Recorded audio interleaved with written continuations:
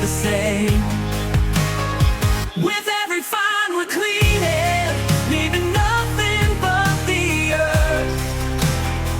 Magnetic North adventures, discovering our worth. Good morning, good afternoon and good evening. It's Lee from Magnetic North Adventures. Hope you're all doing well. To my subscribers, new, old, those just visiting, you're all very welcome. And today I'm going to be doing another mudlark, Sheffield, South Yorkshire. The river level right down there is actually nice and low.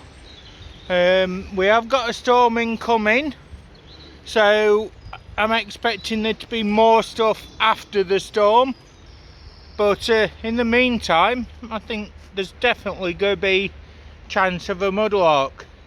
Rescue what I can before the storm and the flood washes it away, and just go from there really. And the storm that's due is basically going to be created from nearly a week of rain, rising waters, natural occurrences, but there will be more trash to pick up afterwards. There'll be some finds, there always is, bits of pottery, things like that. And I'm hoping that there's going to be a lot more clay pipe bits as well. I've just had a look at one area, and from the top I can't see anything really there, so I'll go back and I'll check another two areas down towards Attercliffe, Sheffield. So today's channel shout out is going to go to the Mudlarkers, Oklahoma Mudlarker in USA. Go and check him out, like, subscribe and comment. And also going to give a shout out to West Country Mudlarks as well, and they're based in the United Kingdom. Please check them out as well. Like, subscribe and comment, they will appreciate it. So I do like to promote the different aspects of the hobbies, whether it be metal detecting, mudlarking, bottle digging, beach combing, gold prospecting and panning, and even fossil hunting. So I will give shout outs to various channels as we go along. And what I'm going to start to do is something completely random. I'm going to start to do giveaways, various historical finds, things like that. And they can only be entered to from that particular video. I will not be announcing when those videos will drop, so basically it's anybody who enters is people that's watched and commented on videos, so it'll be announced in a particular video in no order whatsoever. So it's going to be completely random, and it will be open worldwide, so everybody's got a chance of owning something. Now I don't know when they're going to be. They're certainly not going to be weekly, but they will be random, and there'll be all sorts of things in there, from metal detector finds, fossils, coins, crystals, all sorts of interesting curios from the past. And it's just my way of helping out with people getting things into their collections that they haven't ever had the chance of finding themselves. So that's what I'll be doing. Right, I'm near another site, So I'll be back with you in a moment when I'm down at the safe level. Magnetic North Adventures, where the treasure calls our name. Through the forests and the waters, we'll never be the same. With every find we're cleaning, leaving nothing but the earth. Magnetic North Adventures, discovering our world. Well, let's have a game. Spot the find. Can you see it? Go a bit closer. Can you see it yet?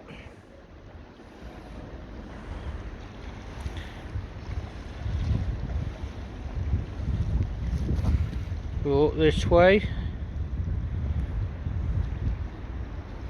Let's go and get that. So, and back out. Just there. So, pottery jockey head from a handle. That's really, really interesting. Probably 1920s, 30s. That's cool. I really like that. Never found one before. So this is the assortment of bits that were picked up down at the bottom. Bits of iron pipe, stainless steel, piece of old coal, and another piece, another coal, heart-shaped, piece of old copper, lovely decorated lead glazeware pottery, about 1800. Got this furnace rock, hole right through it. It's a hagstone. A lot of people collect these for lucky charms and to hang things off in the garden. That's going to be from the 1800s. Another bit of coal, more waste iron, bit of wire, a rusty old penny, piece of blue and white pottery, a light fitting fragment, Bakelite, 1940s, somebody's purse. So that is probably not good news. Another bottle stopper there, 3 cigarette lighters, shouldn't be in the environment. Another piece of a light fitting, 1 clay pipe stem, 1 very heavy piece of iron, couple of bits of glass bottle, which would have been Sheffield mineral waters, some words, bits of letters on them, another bit of a light fitting. This clay pipe section is rather interesting, decorated on the back, so that would have been quite an expensive pipe end in its day, and a block from a furnace from the 1800s. This is very, very early clay fired, and it was so that heat could travel through the furnace and into the melting area. Interesting bits. The water levels are back to normal for now, and this is all the mudlark zone. You can see it's all dried up, and yeah,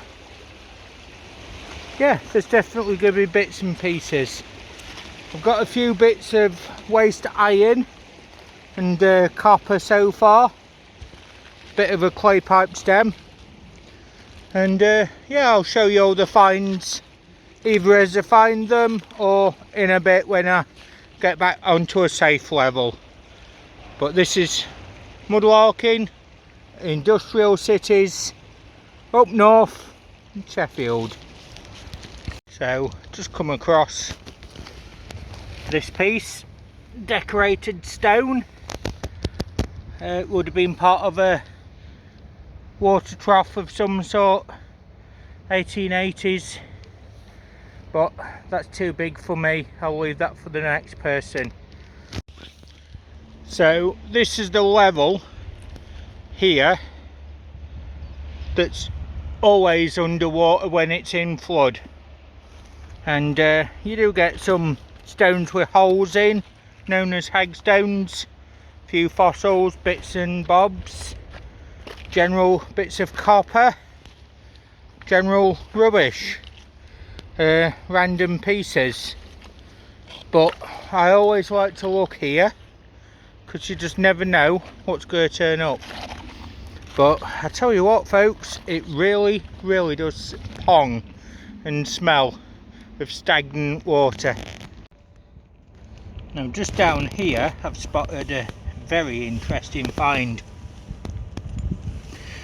It's a very early bottle top from the 1700s, from an onion bottle or a mallet type bottle. Very interesting item, and that would have contained some sort of liqueur, generally rum or whiskey, and sometimes brandy. Very crude, beautiful thing. The sound you hear in the background is the industry of Sheffield, but yeah, beautiful. So in this area previously there used to be a lot of water flowing, and the remains of the iron stagnant sewage pool, but can now get onto this island. So I'm going to do a bit here, see what I can find, go from there. Got to be quick, because with that you can soon get cut off very quickly. So I'm going to have a quick scout around, see what I can find. So this shows just how low the river's been, because normally all that would be underwater. It is starting to rain now, as you can see there, and this area is starting to sink underwater again. There's a trickle coming through there. Safety first when you mudlark. Always keep an eye on the environment, and this will be the start of the replenishment of the river and the water.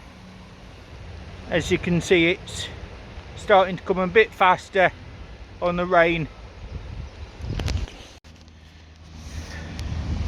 and within minutes we've already got very fast flowing water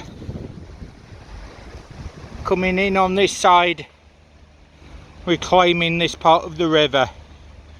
There's another channel coming down here, across and down, cutting that island off.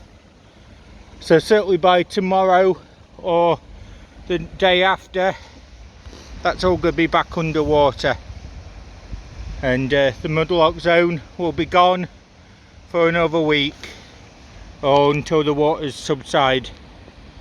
So you've always got to keep an eye on that, but that means new finds to come and another day's adventure. Right then folks, I'm going to get out of the area whilst it's safe to do so. Will be a finds update as well in a bit of the finds as well.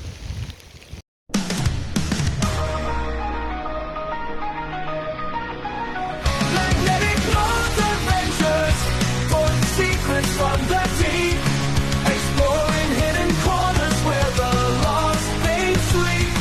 With metal in our hands and a mission in our hearts, we're clean. thanks for watching. Don't forget to hit that like button, subscribe and comment, and I'll be back with you again very, very soon. From a very, very soaking wet Sheffield, there's bits of ice coming down in that. I'll see you again soon. Bye for now, everyone.